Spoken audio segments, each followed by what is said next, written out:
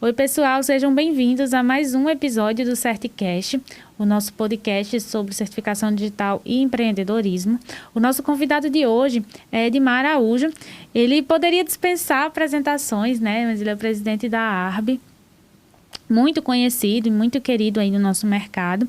E nós vamos conversar um pouco hoje sobre as entidades representativas da ICP Brasil, né? Um pouco do que é a nossa expectativa, o que é a realidade. E vamos aprender, porque sempre é uma aula, né? A conversa com ele. Vamos aprender mais um pouco sobre ICP Brasil com ele. Bem, pessoal, é isso. E vamos começar agora a nossa conversa com o Edmar. Seja bem-vindo, Edmar. Queria muito te agradecer por aceitar o convite. Hoje nós vamos conversar aí um pouquinho sobre as entidades representativas da ICP Brasil. E ninguém melhor do que você, né, que entende tudo de ICP Brasil. É até difícil escolher um tema para falar contigo, né? Para esclarecer aí algumas coisas e bater um papo sobre esse assunto conosco. Obrigado, Raíssa. Parabéns pela iniciativa que é pioneira no mercado de certificação digital. A gente precisa continuar falando de certificação digital, mas de outras maneiras, né? E eu acho que você inova no mercado ao trazer esse gênero, esse tipo de comunicação que é o podcast, que estava esquecido e agora ressuscitou. Enfim, parabéns pela iniciativa. É um prazer enorme estar aqui no CertCast. Ai, muito obrigada. Então, vamos lá. Edmar, para a gente iniciar essa conversa, você poderia nos contar como você caiu no mundo da certificação digital? Como o certificado digital entrou na sua vida? Posso sim, Raíssa. Essa é uma história bem bacana. Eu trabalhava, por incrível que pareça, antes da certificação digital, como muita gente já sabe, eu sou jornalista de formação. Trabalhava em rádio, trabalhei em TV, trabalhei em jornal. E nessa época eu trabalhava na assessoria de imprensa do Ministério Público da União, aqui em Brasília, mais especificamente na Procuradoria Regional número 1 de Brasília. E aí, um colega que prestava serviços no ITI, era jornalista lá, resolveu sair e fizeram um processo seletivo no ITI. Ele falou: olha, está tendo um processo seletivo lá, vou indicar o seu nome, me dá o seu currículo para gente trabalhar. Enfim, para a gente tentar te encaixar nessa vaga. E aí eu fiz o processo seletivo e 24 horas depois eu recebi uma ligação informando que eu tinha sido aprovado. Então eu cheguei no ITI exatamente no dia 1º de dezembro de 2010 para ser jornalista da assessoria de comunicação, e lá no ITI eu fiquei durante 8 anos. Trabalhei como não só jornalista, mas coordenei a comunicação social. Também fui responsável pelo monitoramento das informações que são prestadas ao cidadão. E a minha última ocupação no ITI foi ser chefe de gabinete substituto. E tudo isso, toda essa ascensão dentro da casa, graças ao meu interesse em aprender sobre certificação digital, porque eu precisava cobrir as reuniões do comitê gestor. E eram reuniões, ainda são, mas eram reuniões muito técnicas, muito difíceis de entender, de penetrar o entendimento. Então, tinha que estudar bastante para poder cobrir aquelas reuniões. E quase 12 anos depois estou aqui conversando com você, já como presidente executivo da ARB. Cheguei lá em 2018. Tem sido uma experiência bem bacana. E a ARB, como surgiu esse convite? Como aconteceu? Se foi um convite, porque até a tua eleição representa também uma mudança, né? Dentro da associação, uma mudança de postura, uma mudança da forma de representar a classe. Se você puder falar um pouquinho para a gente sobre a ARB e colocar aí como foi que você chegou. Posso sim. A ARB, desde 2018, não elege mais o seu presidente. Ela contrata o seu presidente porque ela enxerga nesse modelo uma maior possibilidade de melhorar a sua atuação, ou seja, um presidente profissional contratado para dedicar o dia inteiro do seu trabalho às atividades de certificação digital. Eu substituí o Marcelo Lengruber, que chegou a presidir, foi o primeiro presidente executivo da ARB, e aí ele pediu desligamento, porque precisava assumir outros compromissos, inclusive fora do país. E aí eu estava lá no gabinete do ITI, recebi uma ligação do Paulo Roque, que hoje é o vice-presidente da ARB, sobre essa possibilidade de assumir a presidência executiva da associação, de ser contratado pela ARB, né? Eu não fui eleito, eu fui contratado, é assim que está no estatuto da associação, e desde 2018 eu venho tentando fazer um trabalho de presidente, que tem toda uma parte política, mas também de enfim, diretor executivo que trata a associação como prioridade, não tenho negócios em certificação digital e comercialização de certificados digitais, o que me confere um pouco mais de independência na minha atuação aqui em Brasília. Então, foi assim que eu cheguei na ARB, desde 2018, finalzinho de 2018, estou lá há pouco mais de 3 anos, bastante feliz também. Inclusive, que deva ser muito desafiador estar à frente da ARB, conversar com tantas pessoas do mercado, sem ser do mercado efetivamente, sem ter negócios dentro da certificação digital. Ao mesmo tempo que te dá a autonomia, né, para conseguir brigar por todas as ARs de uma forma igualitária, você sentiu em algum momento assim algum tipo de preconceito de não, mas ele não vai entender o que a gente passa, ele não vai entender o que a gente precisa, ou você sempre se sentiu bem recebido e acredita que os associados da ARB entendem perfeitamente lá qual é o teu papel e a importância de você não fazer parte do mercado? Na verdade, eu mesmo tinha preconceito, né? Porque eu estava vindo do governo, eu estava vindo da entidade que fiscaliza o setor. Então, quando eu saí do ITI, eu fiz um período de 2 semanas, recolhido dentro de casa, estudando as nuances do mercado. E aí, quando eu fui empossado, né? Quer dizer, eu fui a São Paulo assinar contrato, tomar posse, meu primeiro compromisso foi: vou ligar para todos os associados da ARB e entender quais são as necessidades da entidade. À época, em 2018, a ARB tinha 48 associados. Então, liguei para todos eles. Dos 48, consegui falar com 41. Gastei mais ou menos 1 mês fazendo isso. E eu via mesmo tudo que eles diziam. E aí, eu diria que o discurso, ele trouxe algumas hashes, né?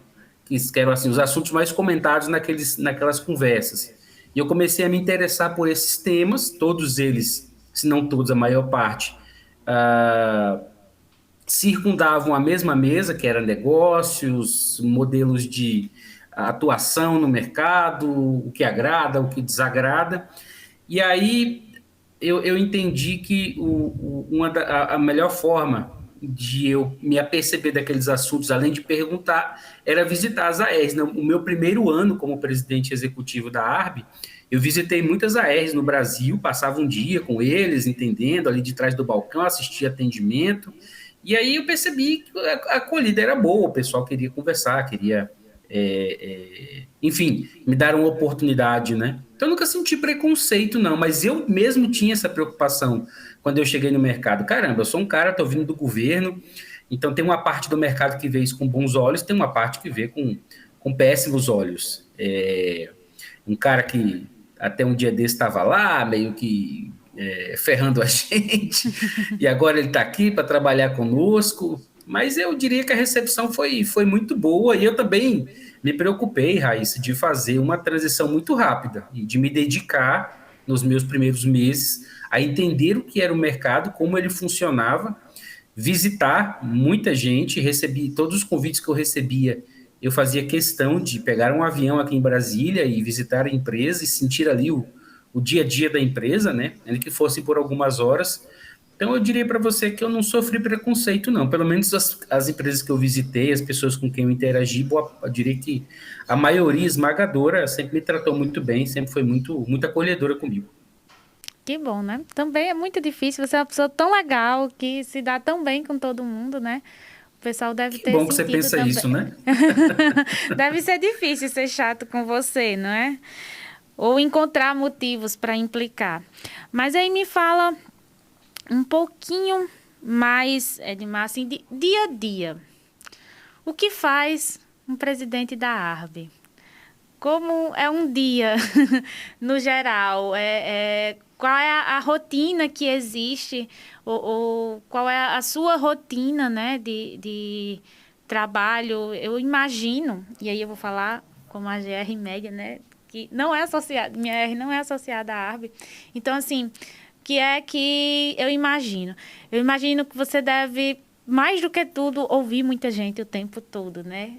Eu acho que o pessoal te enxerga mais assim como um consultor, um advogado, alguém que para ouvir a Psicólogo também. situação e ver, o psicólogo e ver se aquilo tá certo, tá errado. Me conta um pouquinho aí, como é o teu dia a dia trabalhando aí pelas associadas já? Olha, é um desafio, porque existe uma coisa que eu não tenho é rotina, ou seja, fazer as mesmas coisas todos os dias. Tem dia, Raíssa, que eu começo a trabalhar às 5:30 da manhã. E tem dia que eu paro de trabalhar perto de meia-noite. Porque o trabalho do presidente executivo, ele está muito, muito além de você cumprir tarefas pré-estabelecidas. Tem associado que, como todos os empresários da certificação digital, tem associado que trabalha exaustivamente, porque não tem só a certificação digital como negócio. E às vezes a hora que esse cara pode falar com você, porque ele precisa falar com você, ou é muito cedo ou é muito tarde do dia. E às vezes ele como um workaholic, sequer percebe que está,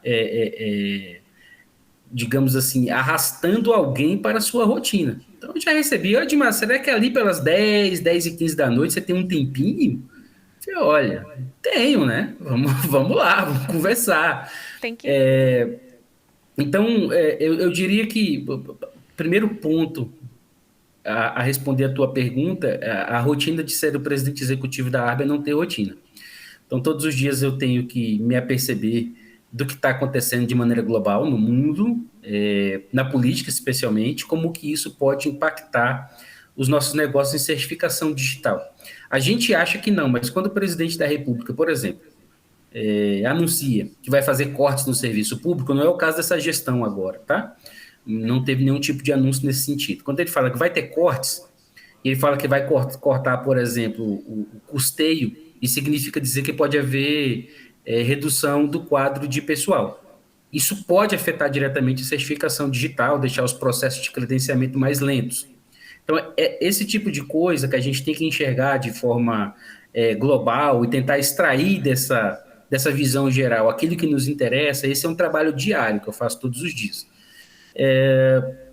Conversar com o associado, todos os dias eu converso com 4, 5 associados que querem tirar uma dúvida, que querem desabafar, que querem trazer a visão que eles têm a respeito do que está acontecendo no mercado de certificação digital. E o principal insumo que o associado da ARB consome hoje é a informação em primeiríssima mão. Eu vou dizer primeira, eu digo primeiríssima.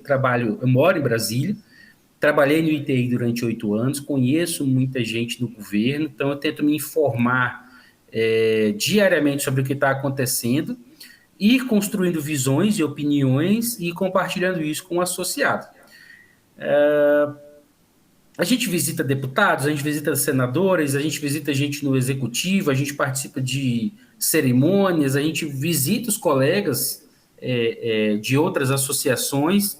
Então, é um trabalho, eu diria, a pandemia modificou os meios os nossos meios de produção, mas eu diria, ela intensificou, inclusive, as nossas agendas, né? A gente não tem mais o tempo de locomoção, né? Antes a gente gasta, Brasília, o trânsito é muito organizado, então você percorre aqui 30 quilômetros em 20, 25 minutos. Mas mesmo assim, é um tempo que a gente não perde mais. A gente agora, entre uma reunião e outra, a gente de repente tem só o tempo de levantar para tomar uma água, enfim, esticar as pernas.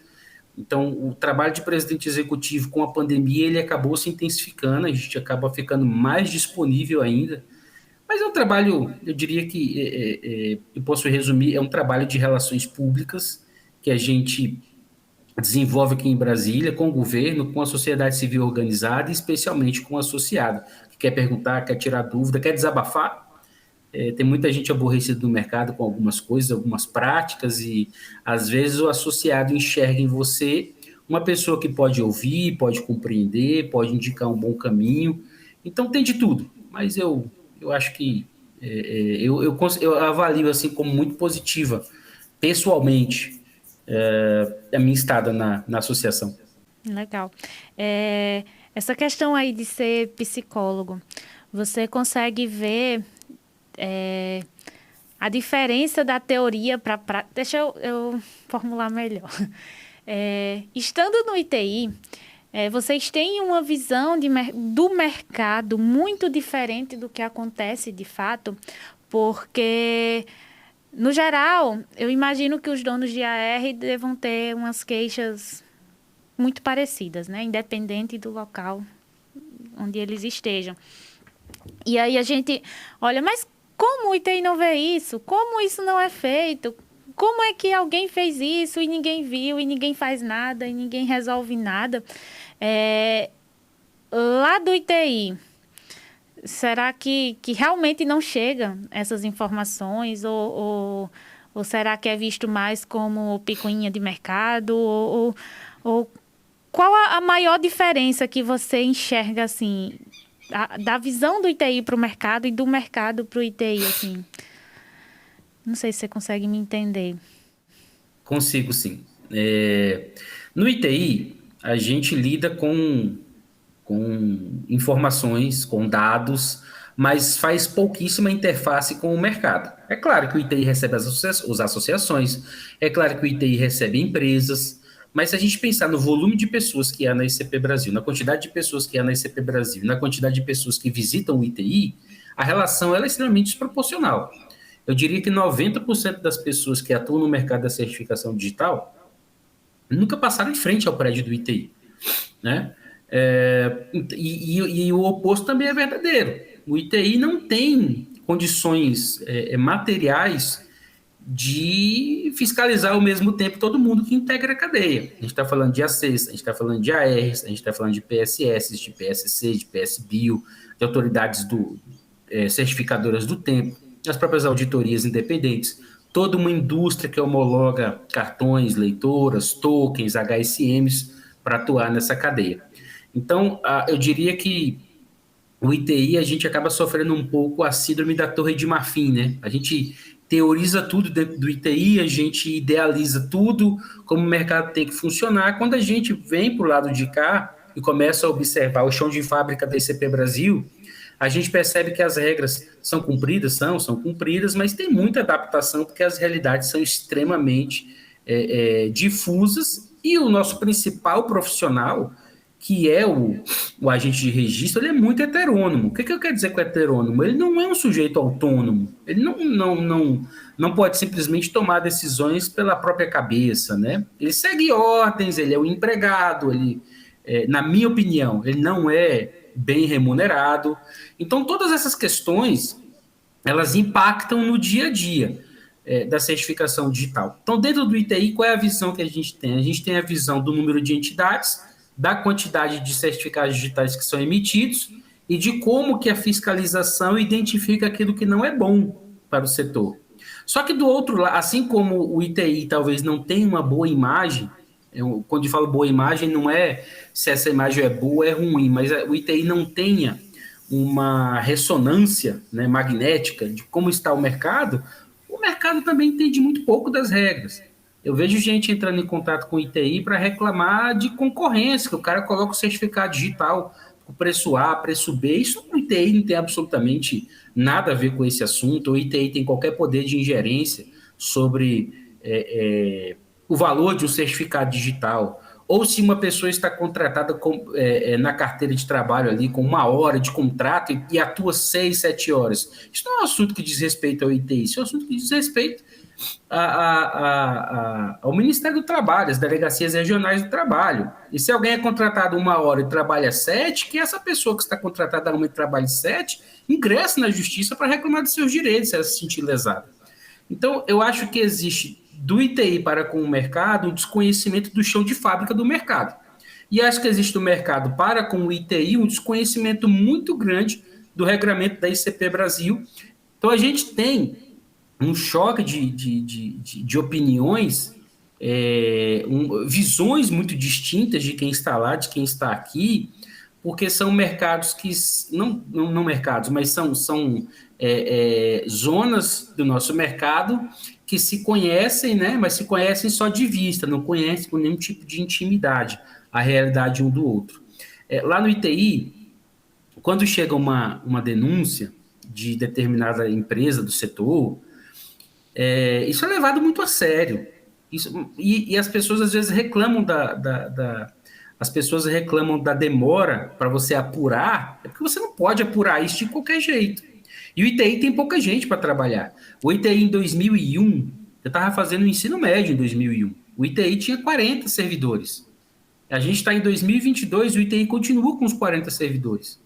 E a infraestrutura cresceu absurdamente, especialmente nos últimos 5 anos. Então, não é humanamente possível você fazer a fiscalização de um mercado tão grande com pouca gente. Aí muita gente fala, mas o ITI, a gente vê aí o ITI aumentando a sua receita anual, né, o seu orçamento, mas as pessoas precisam entender um pouco da administração pública. Não é porque eu recebi 30 milhões do governo para tocar as minhas atividades que eu posso pegar 10 milhões e fazer contratação. Quando o governo libera a verba, ele já libera dizendo com o que é para gastar, se é custeio ou se é investimento. Então, eu vejo que cada vez mais a gente precisa inteirar essas pontas e fazer essa mediação para que o ITI conheça cada vez mais o mercado e as nuances do mercado, e o mercado conheça mais as regras para poder fazer as suas interações com o ITI. Perfeito.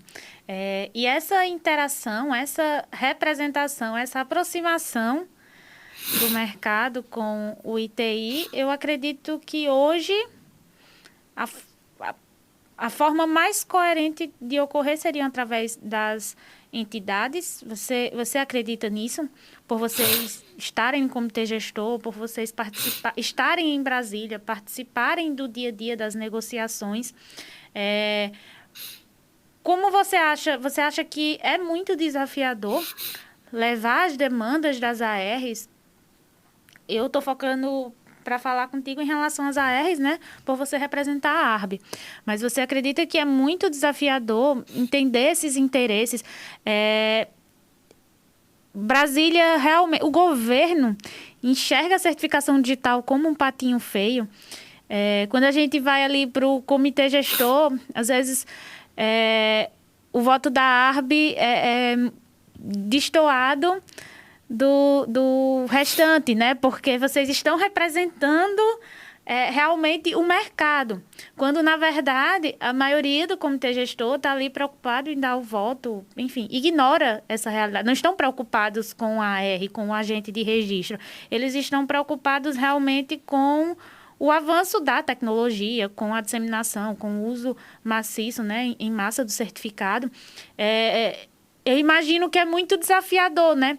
A gente consegue, assim, eu pelo menos acompanhei algumas reuniões já e eu consigo lembrar, assim, nas épocas mais polêmicas, em N130, ou quando acabaram as regras da N130, ou agora para emissão, aprovação, né, de certificado como lei, para nota fiscal eletrônica. A gente, nesse momento, todo mundo volta a atenção ali e um monte de pessoas do mercado, de fato, assistindo a uma reunião do comitê gestor, por exemplo. E a gente sente, né, que tipo, o que a ARB defende, por exemplo, é muito diferente do que o restante. Parece que, assim, é uma luta realmente, que é desgastante, é difícil tentar impor, né, os nossos interesses frente aos interesses do governo, por exemplo. Você podia falar um pouquinho sobre esse desafio, o quanto é cansativo, né, conciliar esses interesses, porque eu imagino que não é simples. A impressão que eu tenho, Edmar, é que assim, tem alguém que fica ali pressionando o tempo todo de, vamos acabar com isso de uma vez. Se a gente criou, a gente encerra. E tem ali dois, três pontos de força ali pressionando, tentando se mobilizar para segurar as pontas e manter as coisas do jeito que estão, pelo menos, né? Se não der para avançar, pelo menos não perder o que a gente tem. E aí eu queria saber de você, assim, como é que funcionam essas negociações?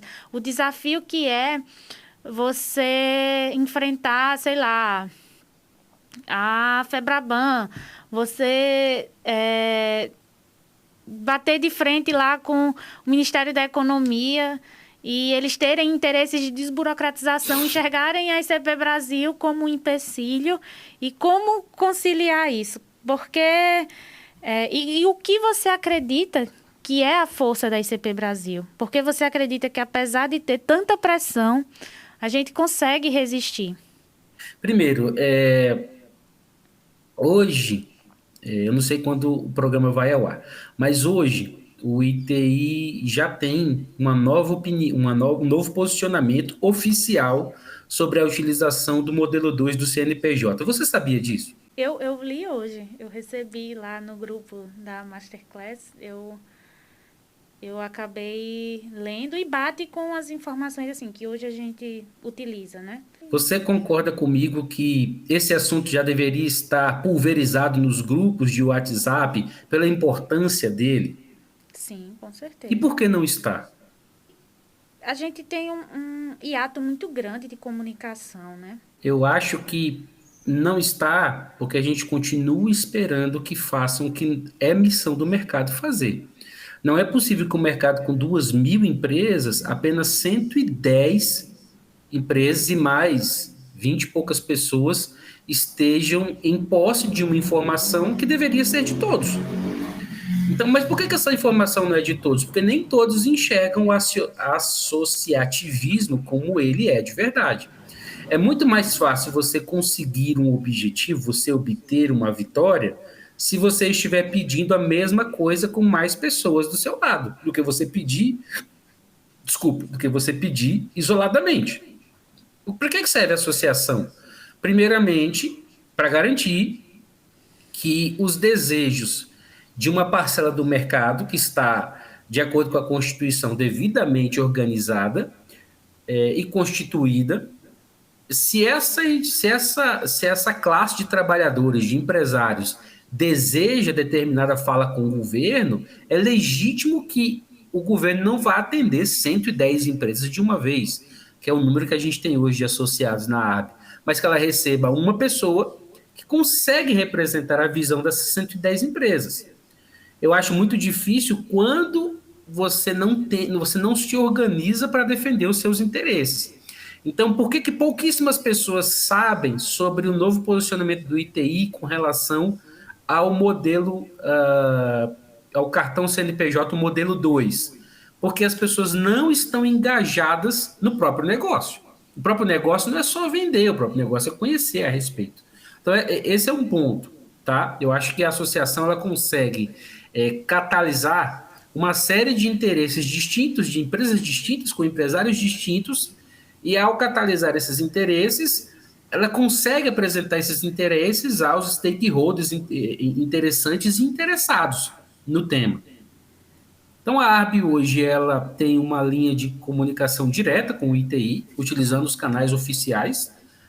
A ARB tem cadeira no comitê gestor, aí você comentou, a posição da ARB às vezes é totalmente distoante da maioria, mas na democracia é muito importante a gente aprender a ser minoria e votar contra todo mundo, ser de repente o único voto ali contrário, porque democracia é saber perder também.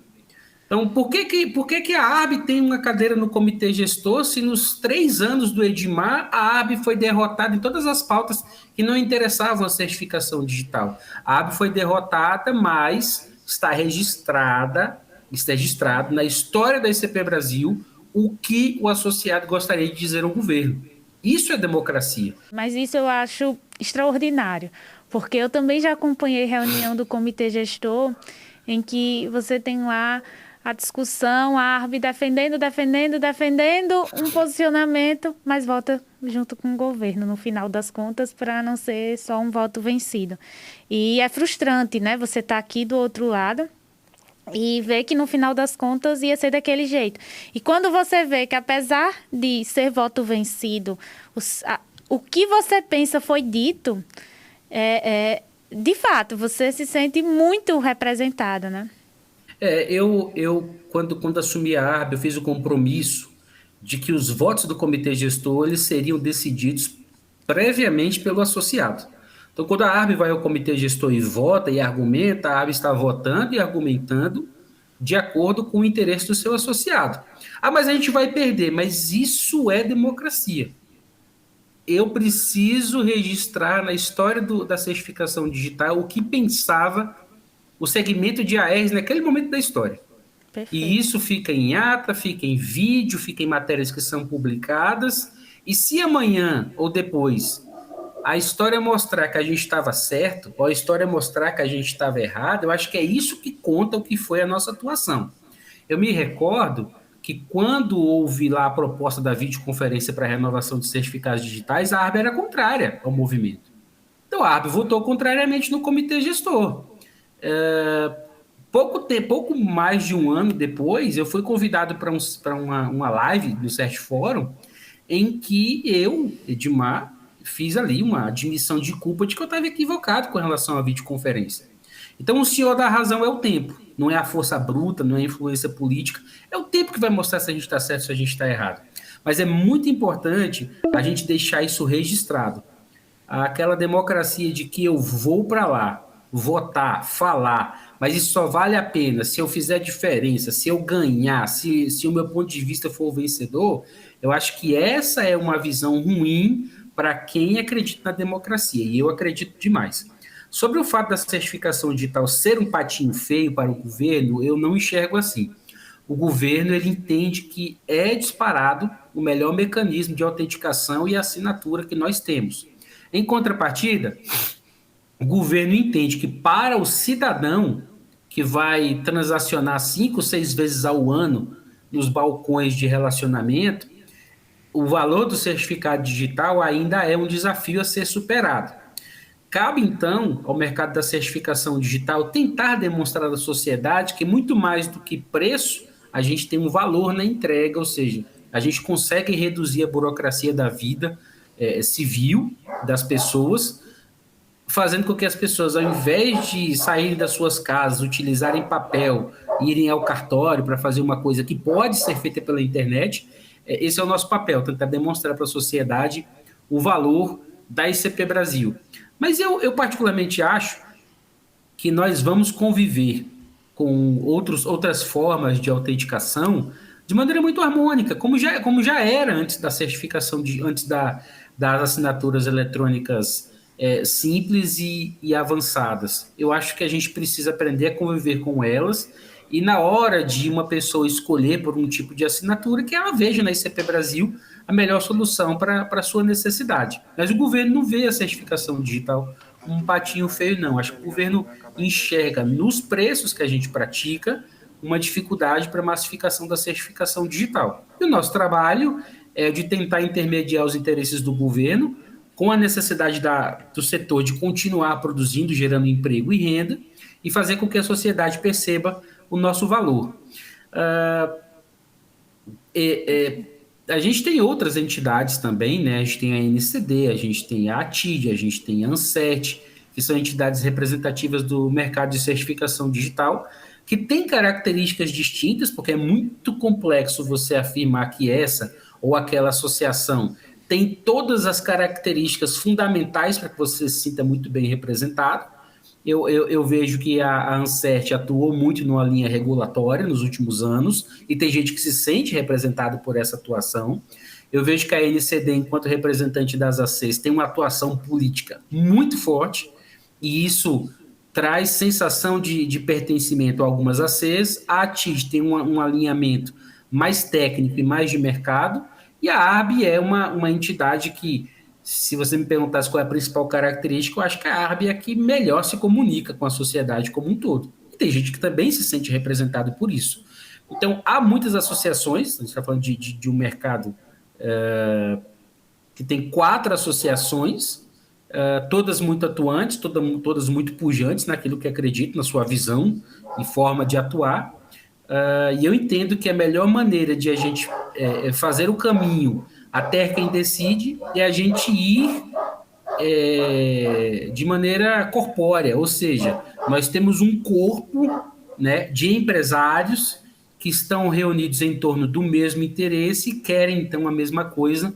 A associação consegue fazer essa mediação, esse meio de campo entre o setor privado e o governo, sempre tendo em conta o interesse público. Bem, Edmar, pegando o gancho aqui do que você falou em relação ao engajamento, né, das empresas, das certificadoras, eu concordo demais contigo. E nós já fomos muito criticados, né, inclusive, por ter esse apagão no marketing, né, a própria ICP Brasil não se promove. E a gente ainda escuta algumas pessoas, de vez em quando eu vejo em algum grupo, em alguma conversa com alguém dizendo, mas o governo não divulga a importância do certificado digital, mas o governo não tem nenhuma ação para incentivar a pessoa comum, né, a utilizar o certificado digital. E eu penso assim, isso é função do governo realmente? Assim, até que ponto o governo não já nos beneficiou, não é, com tantas obrigatoriedades, nos presenteou, digamos assim. A ICP Brasil tem uma dificuldade muito grande em se promover. E aí surgiu a campanha, né, do Movimento Cidadão Digital Seguro, que eu queria saber de você, até onde você conhece essa campanha, se realmente existe um engajamento nas ACs, ou pelo menos das instituições, né, em organizarem um movimento, a divulgar para o cidadão comum a importância desse certificado digital, ou como você acredita que as ARs hoje podem contribuir para essa divulgação, né, para essa disseminação, para que a ICP Brasil tenha a relevância necessária, né? E funcione como empresa privada, né? Porque, sei lá, a Ambev lançou uma cerveja nova, vai divulgar na TV, rádio, live, outdoor, na rua, onde for possível. E por que a gente não divulga, né, corretamente o nosso trabalho? Como é que você enxerga aí esse posicionamento das ARs em relação à marketing? O marketing sempre é em cima da conquista de contador parceiro e ponto de atendimento, né? Nunca é sobre o produto, nunca é sobre a nossa importância realmente. Eu concordo com você, Raíssa. Primeiro, é muito importante conceituar que o certificado digital não é um serviço público. Não tem nenhuma lei no Brasil que transforme o certificado digital em serviço público. O certificado digital é interpretado pelo governo como um serviço privado com forte atuação e regulação por parte do Estado. Mas ele não é um serviço público. Se ele não é um serviço público, a quem cabe fazer a difusão desse serviço para a sociedade, se não nós, que somos os maiores interessados? Concordo em gênero, número e grau com o que você falou a respeito da difusão. O Movimento Cidadão Digital Seguro tem sim, eu posso dizer para você que ele tem sim a adesão de ACs, das entidades que fazem a representação, né, das associações. Acho um movimento extremamente positivo, mas continuo achando que o engajamento do setor na campanha foi muito baixo. Eu estou inscrito em algumas hashes na internet para acompanhar, e assim, eu vi muito pouco do vídeo difundido nas redes sociais pelas próprias autoridades de registro. Então eu vejo que há um baixíssimo engajamento com aquilo que é interessante, né? Olha, uma campanha de TV que teve na Globo News, teve na Band News, uma campanha de internet também que produziu muitíssimas visualizações, um bom engajamento. Infelizmente, a gente não conseguiu o mesmo engajamento do nosso setor. Então acho que está na hora da gente criar uma consciência coletiva de informar a sociedade da importância, da relevância da certificação digital no momento em que todos nós, de alguma maneira, estamos expostos a ameaças virtuais, a ameaças digitais.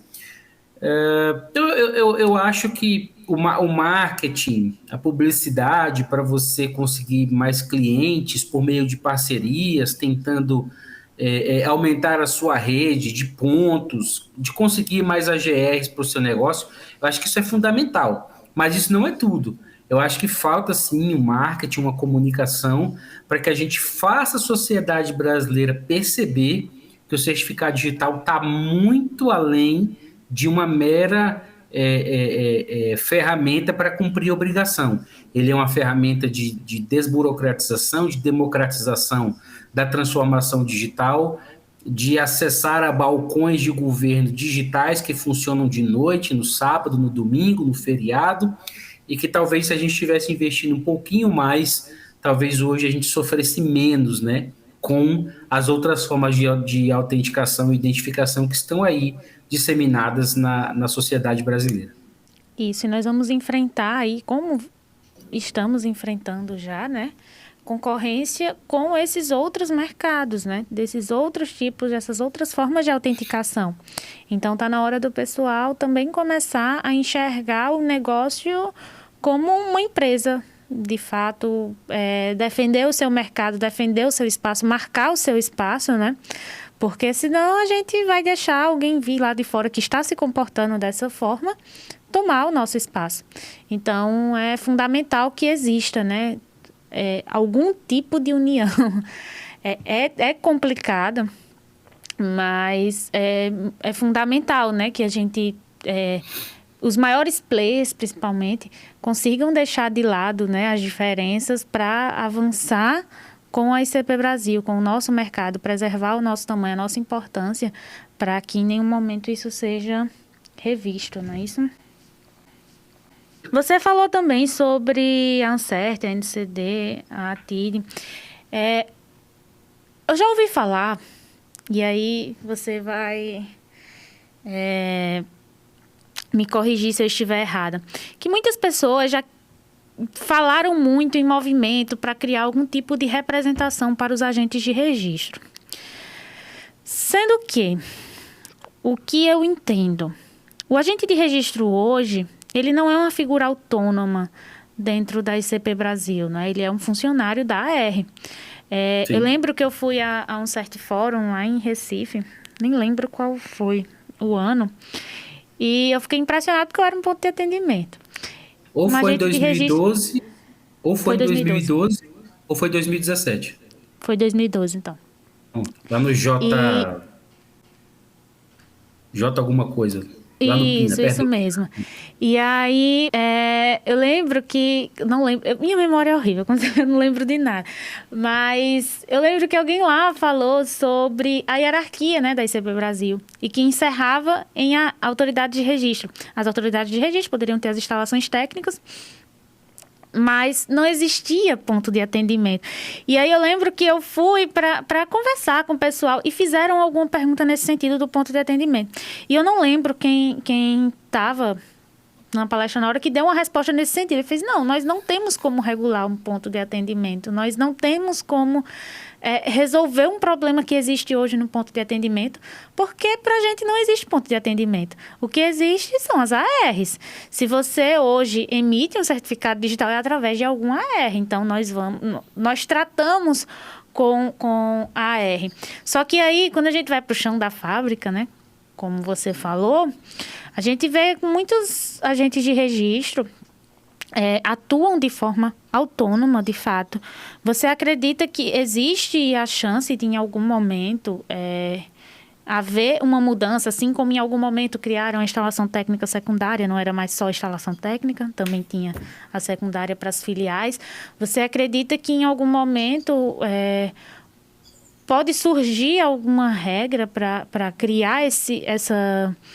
Não sei como dizer, mas para transformar o agente de registro em uma profissão autônoma, não sei, ou como mais um ponto da cadeia da ICP Brasil, ou você acredita que realmente não faz sentido e continuamos com a estrutura que existe hoje, já que exige o vínculo empregatício, já que existe que ele seja um funcionário. Essa questão do horista, né? Eu acho que é muito discutido, como você falou aí. Não é uma questão do ITI.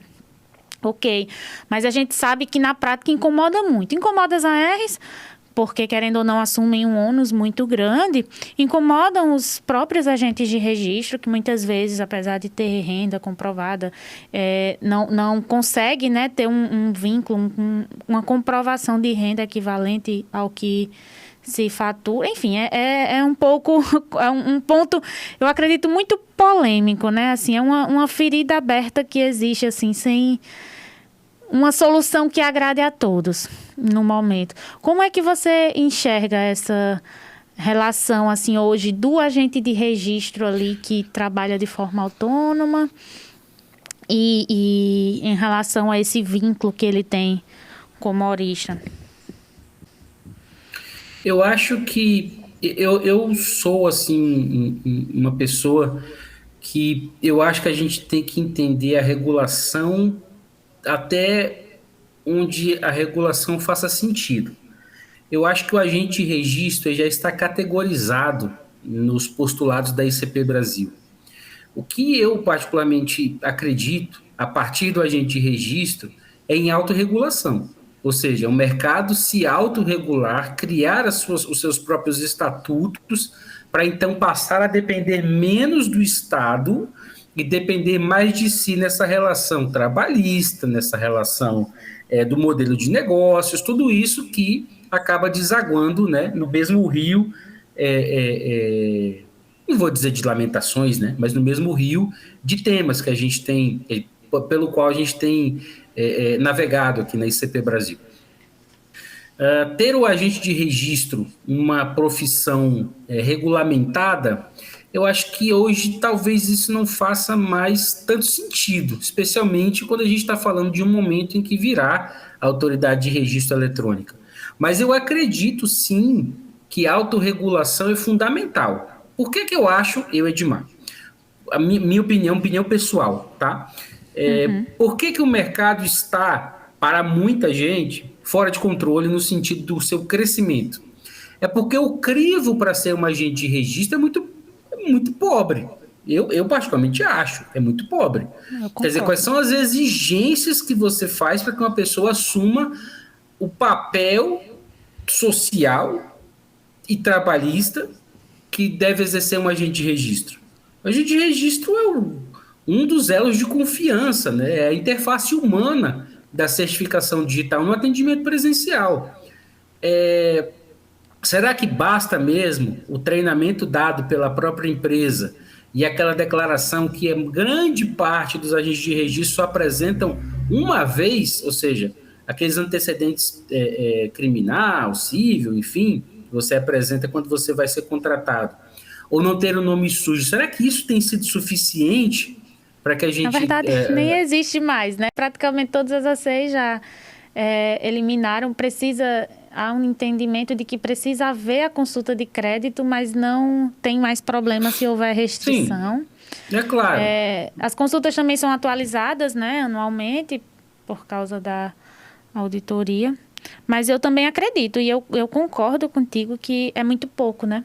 Até porque eu acho que, na prática, a gente verifica que hoje credencia-se o agente de registro. Nesse caso, né, esse que vai trabalhar de forma autônoma, que a gente sabe, né, que acontece, não adianta fechar os olhos e fingir que isso não existe.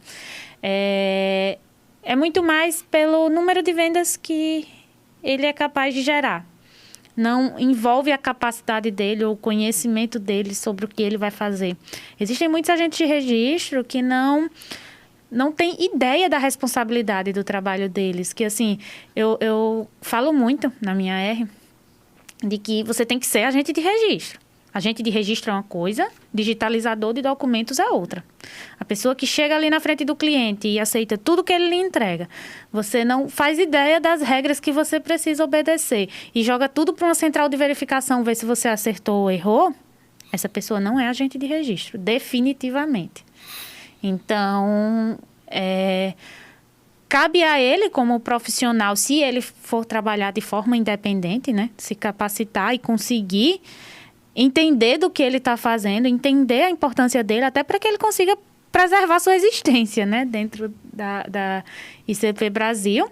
E as empresas que têm agentes de registro como funcionários, de fato, de capacitar, né? E muda tanto, né, o nosso mercado. Eu falei até isso em um podcast, que eu passei, eu acho, 7 anos trabalhando da mesma forma. Sempre. Fazendo tudo igual, sempre. E nos últimos 5 anos você não consegue mais isso. Muda, toda hora muda. Você começa a fazer de um jeito diferente e mudou. E você tem que pegar o jeito novo, você tem que fazer do jeito novo. Eu enxergo também novas obrigatoriedades. Obrigatoriedades não, né? Novas aplicações do certificado digital com a conta gov.br, que só um agente de registro bem capacitado, ou mesmo só uma pessoa muito capacitada que entende o que é certificado digital, conseguiria convencer um titular a acessar, a adquirir um certificado digital para uso na conta gov.br. Eu não consigo enxergar um cenário hoje onde a ICP Brasil consiga vender certificado digital para uso para essa aplicação exclusiva. E eu entendo que existe um espaço, mas eu entendo que quem está ali na ponta tratando com o cliente não consegue enxergar isso e mostrar para o cliente esses benefícios. Ou às vezes não consegue auxiliar esse cliente nessa aplicação. Porque não é só dizer, não, emita aqui o seu certificado. A conta GovBR vai trazer um certificado digital necessário e útil na mão do cliente. A R eletrônica, o certificado em nuvem, na minha opinião, encerra o nosso maior problema cultural, né? Que é entregar o certificado digital na mão do contador. E para isso, a ICP Brasil, a pessoa que está ali atendendo esse cliente, recepcionando esse cliente, precisa ter o conhecimento para mostrar para ele como é que se utiliza, como ele vai fazer, onde ele vai fazer. Não é mais o contador. Durante todos esses anos, o contador usou o certificado pelo cliente. E eu entendo que a gente está entrando num momento onde o próprio cliente vai precisar, o titular do certificado vai, de fato, utilizar esse certificado. Então, o nosso trabalho muda muito, né? Em vez de só fazer uma emissão ali e mandar os dados para o contador resolver a vida dele, é a gente com o cliente. E se o cliente, ele vai correr para quem conseguir dar o atendimento adequado, para quem conseguir mostrá-lo a aplicação corretamente, e eu acho que o nosso mercado não está preparado para isso. E aí eu me incluo. Eu sinto dificuldade, sabe, de atender esse cliente, da demanda que vai surgir. É difícil, né, Nilmar? Bastante difícil. Muito difícil. Mas eu acredito que é possível, né? E vai caber, né, às entidades, aos agentes de registro, às autoridades de registro, às ACs, conseguirem aí levar essas informações para a sua rede para ver quem vai conquistar o cliente final primeiro, né? Eu acho que é um desafio e tanto, hein? É um desafio, porque assim, temos um desafio. O desafio é massificar, para ter escalabilidade, para ter volume. Por outro lado, a gente atende um público muito qualificado. É o público empresarial, é o médico, é o advogado, é o contador, é o engenheiro, é o arquiteto, é o servidor público, enfim, gente que transforma a sociedade com o próprio trabalho. Então, eu acho que nós estamos perdendo negócios porque a gente não sabe falar do nosso negócio. Quer dizer, quando um advogado vai até a nossa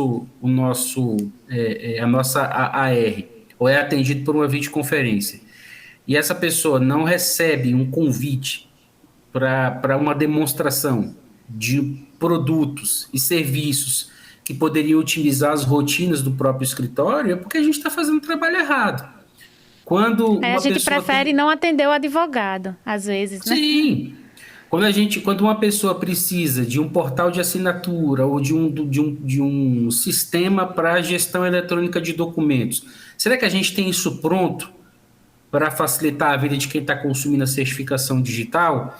Ou a gente entrega o certificado digital, então a gente vende um carro onde não tem rua para andar com esse carro, né? Muita gente compra carro importado aqui no Brasil, Aí começa a andar com o carro, o pneu da bolha, o carro tem muito quebra-mola, né? Que em outros lugares do Brasil chama de lombada.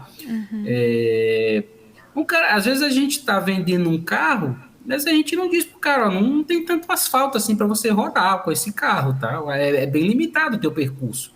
Eu acho que a gente está perdendo negócio porque a gente não consegue fazer a boa propaganda na ponta. Imagina se você é chamada, Raíssa, aí pela prefeitura da tua cidade para fazer uma apresentação da certificação digital, porque eles entenderam que é um bom mecanismo para autenticação, para assinatura de documentos, e eles conhecem uma empresária na cidade que está no ramo e poderia fazer uma explicação. Talvez você possa ir, mas pense aí nos milhares de municípios brasileiros que têm essa necessidade da transformação digital e que ainda não avançaram porque o agente da transformação, que poderia ser o agente de registro, ainda é apenas aquela pessoa que faz a venda do certificado digital e a confirmação dos dados ali na ponta. Eu acho que a gente está perdendo negócio porque a gente não sabe falar do nosso negócio. Bem, Edmar, aproveitando aí a deixa, né, de como capacitar o agente de registro, como se preparar para esse novo momento de uma venda mais consultiva, um cenário onde o agente de registro, a AR, vai ser o elo aí, né, que vai conseguir fazer a venda exata e auxiliar o cliente da forma correta no uso do certificado digital no dia a dia. Você lançou esses dias a Masterclass, né, ICP Brasil. Queria que você falasse um pouquinho para a gente, né, e deixasse aqui para a nossa audiência qual é a tua intenção com esse curso, o que as pessoas que se inscreveram vão ter acesso, né, e falar um pouco aí sobre esse teu trabalho de educar, né, a nossa estrutura, de educar os entes da ICP Brasil.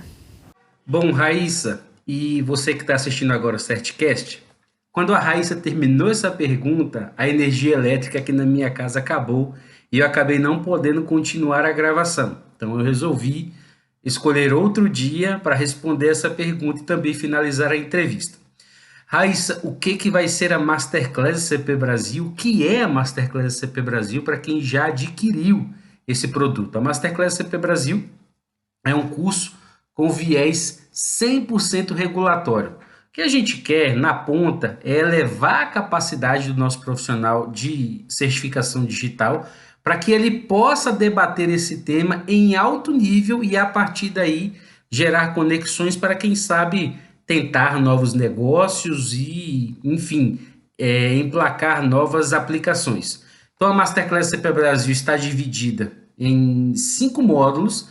A gente vai falar sobre a história da certificação digital, sobre o marco legal da certificação digital no Brasil.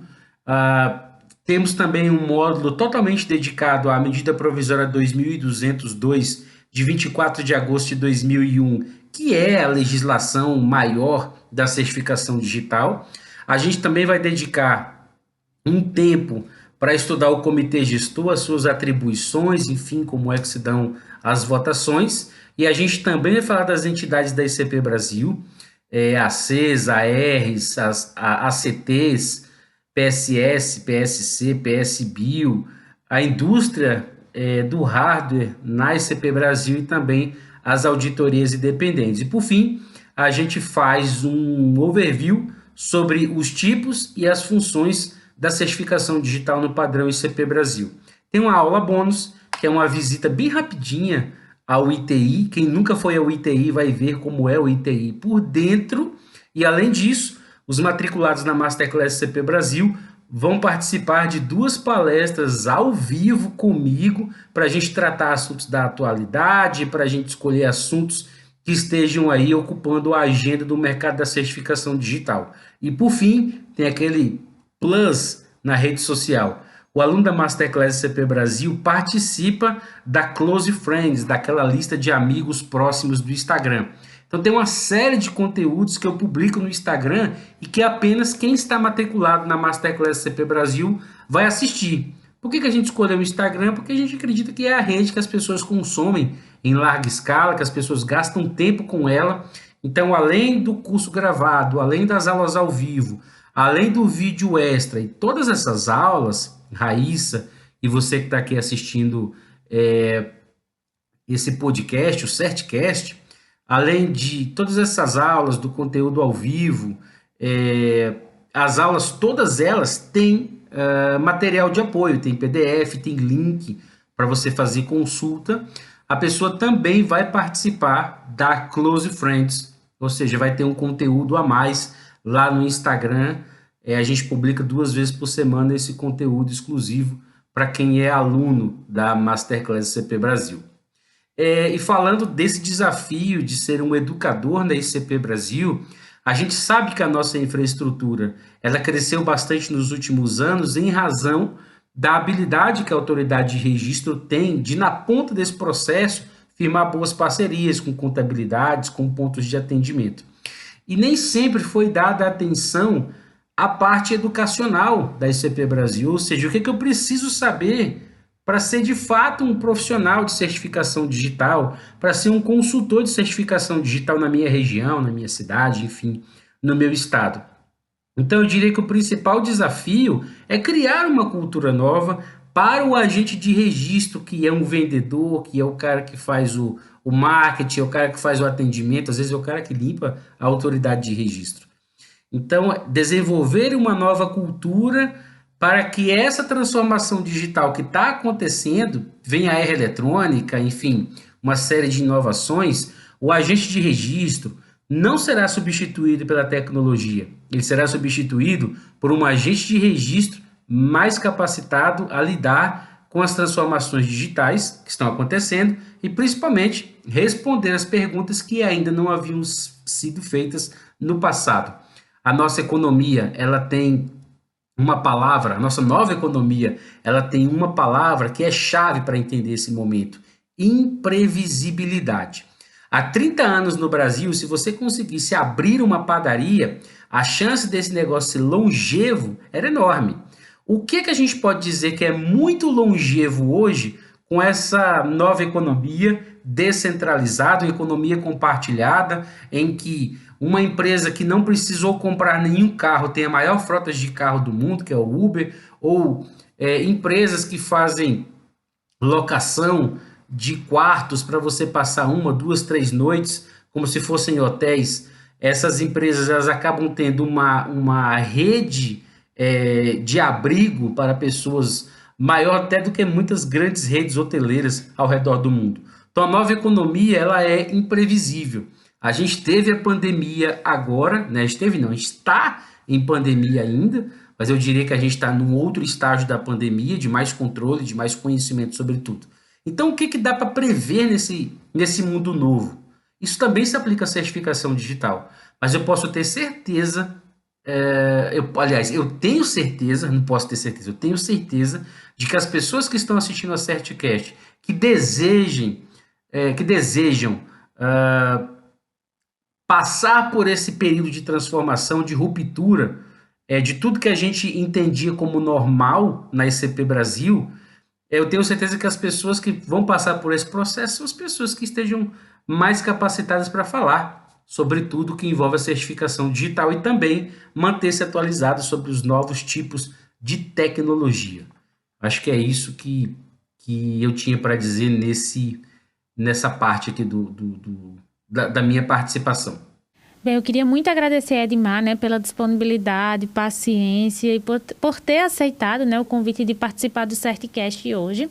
O papo foi super agradável, super gostoso. Te pedir desculpa também à sua audiência pela queda de energia elétrica que acabei aparecendo diferente nessa etapa final do CertCast, mas eu quero te desejar aqui muito sucesso nessa iniciativa que é nova na ICP Brasil, de produzir conteúdo, de conversar, de dar voz a quem faz a ICP Brasil acontecer no chão de fábrica da certificação digital. A você o meu abraço, os meus parabéns e cumprimento toda a sua audiência, que eu tenho certeza que a cada dia ela se torna mais numerosa. Um grande abraço, foi um prazer participar aqui com você e com o seu público, a sua audiência desse CertCast. Valeu!